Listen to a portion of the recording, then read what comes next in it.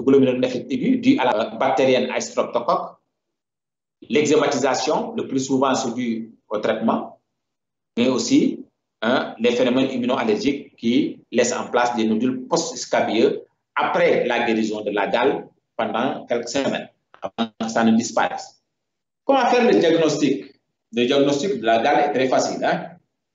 Le diagnostic est clinique. Ça repose sur l'existence d'un grattage. L'existence de ce grattage qui est renforcé la nuit et l'existence de ce grattage dans l'entourage. Et à l'examen des lésions vésiculeuses, papuleuses, nodulaires, excoriées et de topographie évocatrice. En cas de doute, la dermoscopie, c'est avec un petit appareil qui permet de grossir de 10 fois la lésion. Ça permet de voir le sarcome, surtout après une coloration à l'encre de Chine. Et parfois, c'est plus difficile de voir les erreurs. Concernant la gale, il n'y a pas de signe biologique spécifique. Et l'examen parasitologique n'est demandé qu'en cas de doute.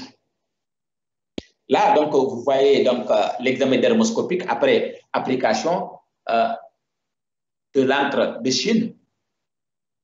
Vous voyez donc le sarcome adulte grâce au dermoscope et c'est le signe delta comme delta en mathématiques.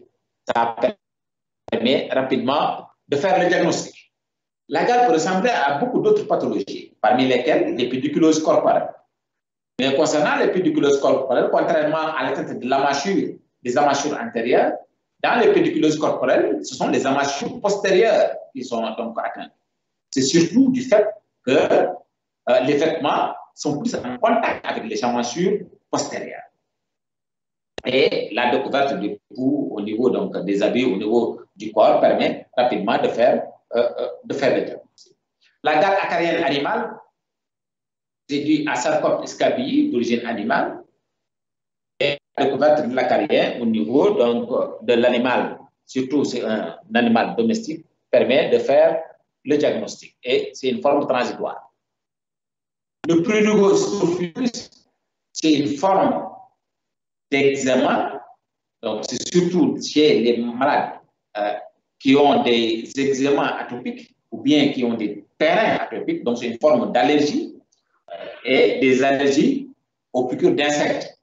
C'est pour cela que les lésions vont se localiser au niveau des parties découvertes. L'eczéma de contact. L'eczéma de contact, contrairement à l'eczéma atopique, c'est déclenché par un contact avec une substance. Donc, vous allez avoir des lésions au niveau des zones contact avec la substance que le malade ne supporte pas.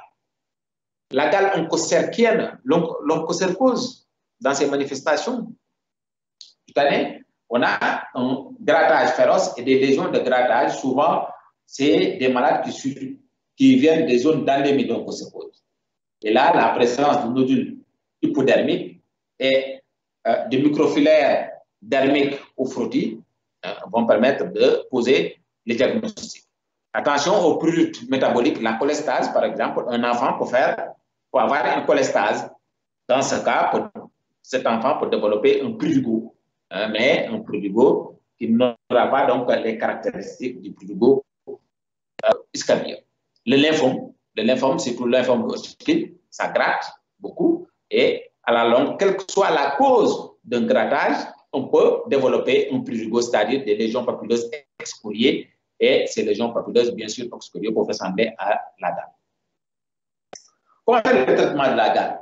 Les substances utilisées sont la permétrine, 5% en lotion ou en crème, l'estépalétrine, qui est appliquée une fois, sauf le visage et le cuir chevelu, et rincé au bout de 12 heures, qui peut être renouvelé une semaine après, et c'est contre-indiqué chez l'asthmatique. Ça peut déclencher les crises d'asthme. Mais ici, dans notre contexte, ce qu'on utilise le plus souvent et qui est accessible, qui n'est pas cher, c'est le benzoate de benzyle en lotion. Forme d'acaridial ou ascabiol. Il y a deux méthodes thérapeutiques pour le benzoate de benzyle. Parfois, surtout en période de chaleur, ce qui est mieux, c'est d'utiliser la période des 3 nuits successives. car rester pendant 24 heures avec de l'ascorbiol en période de chaleur, là, vraiment, c'est autre chose.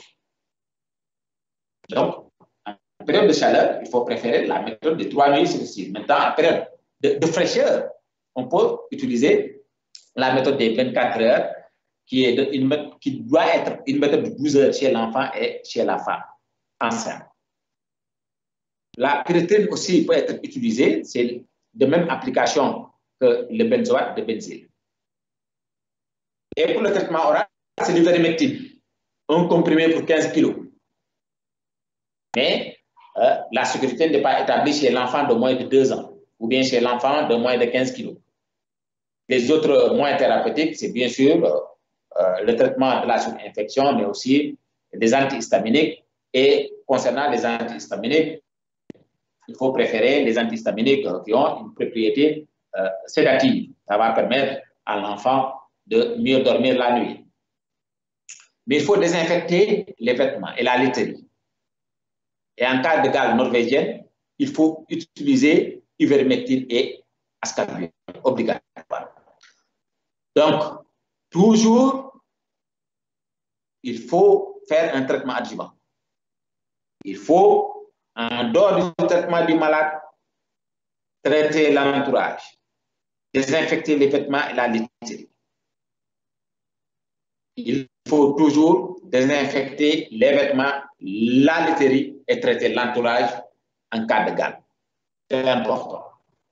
Quels sont les traitements donc, qui ont l'autorisation de mise sur le marché en France pour la gale du nourrisson? Là, c'est l'esdépalètrine qui peut être utilisé, le benzoate de benzyle à 10%, la périmétrine crème à 5%, et comme je vous l'ai dit, l'ivermectine, attention, ce n'est pas à utiliser chez un enfant qui n'a pas 15 kg. Donc, en conclusion, ce qu'on peut dire, la gale est fréquente chez l'enfant, surtout chez les enfants qui vivent en collectivité. Elle est endémo-épidémique dans notre contexte. Elle peut être très sévère chez l'immunodéprimé. Le diagnostic, heureusement, est facile, de même que le traitement. Et ce qu'il faut faire, c'est de diagnostiquer et de traiter précocement pour qu'il n'y ait pas donc de complications à type de glomérulonéphrite aiguë.